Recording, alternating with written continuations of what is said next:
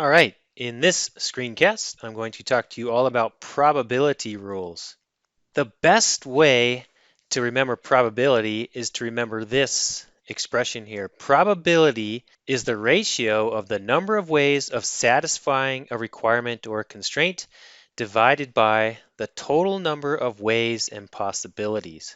As a simple example, if I had a coin with heads and tails, there are two total possibilities, heads and tails, and the probability of getting a head would be there's one head on a coin divided by two possibilities, so that's 1/2. Keep in mind the probability of any event must be between 0 and 1. You can never have a probability being less than 0 or greater than 1.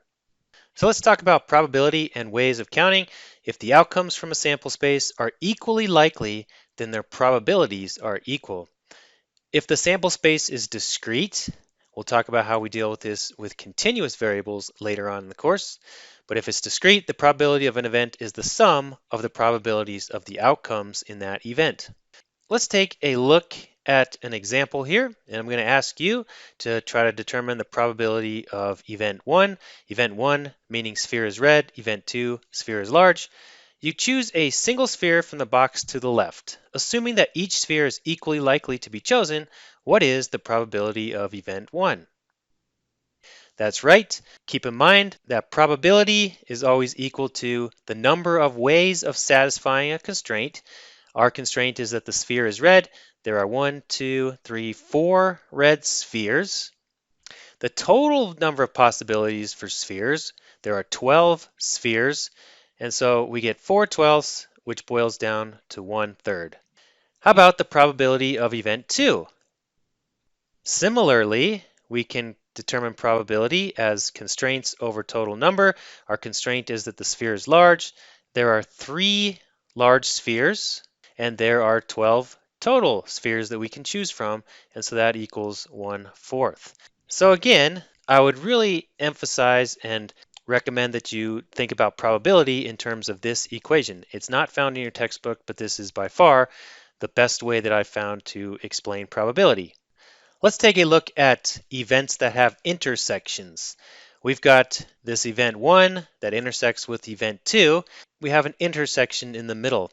We want to ask ourselves, what is the probability of the intersection? And what we want to do is determine the union of event 1 and 2. Remember, union, you can think of that as or. So what is the probability of event 1 or event 2 in terms of the probabilities of events 1 and 2 and the probability of the intersection? Why don't you go ahead and try to give this your best shot? That's right. If you said the following, that we can sum the probabilities of event 1 and 2 and then subtract the overlap, right? We're double counting that intersection, then you got this correct. This is one of the addition rules. The probabilities of individual events summed minus the probability of the intersection. If it's a mutually exclusive event, then the intersection is 0. I'll touch on this quickly in a moment. You can extend this analysis to 3 or more events. The union of 3 events would be that total area, the total area of all 3 of these.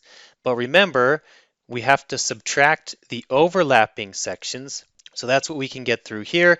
You notice that if you subtract these 3 intersections, you have to add back the intersection of all 3 of them. So that's why there's a plus sign. And you can extend the analysis to 4 or more events, but it would be quite complex. So remember, if events are mutually exclusive, that means the intersection is the null set or 0. And in that case, the union is just the sum of those 2 areas. And so there's no intersection to subtract simply because the intersection is 0. And this applies to mutually exclusive events. Let's revisit our example. You choose a single sphere from this box to the left, assuming that each sphere is equally likely. Why don't you first calculate what the intersection of event 1 and event 2 is? That's right. If you got 1/12, then that's correct. Intersection means and.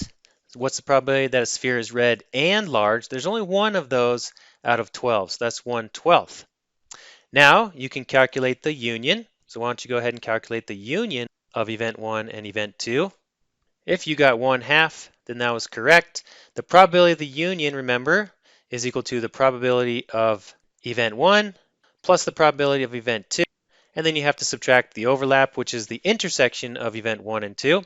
The probability of event 1, the sphere is red, is 4/12. The probability of event 2, the sphere is large, is 3/12. But here we are overcounting the red large sphere. And so we have to subtract the intersection, and that's 1/12.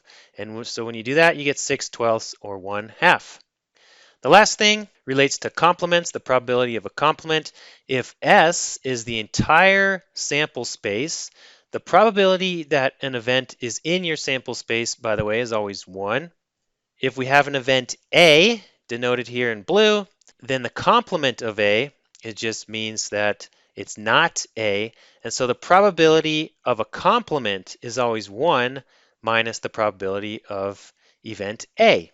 So hopefully this screencast gives you a better idea of basic probability rules. Thanks for watching.